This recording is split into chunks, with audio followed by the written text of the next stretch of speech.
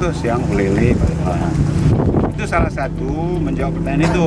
Kita akan mengoperasikan kapal yang lebih besar, lebih baru, lebih canggih. Nah, yang kedua terkait dengan alam, ya kita melawan alam tidak bisa. Nah, kita menyesuaikan.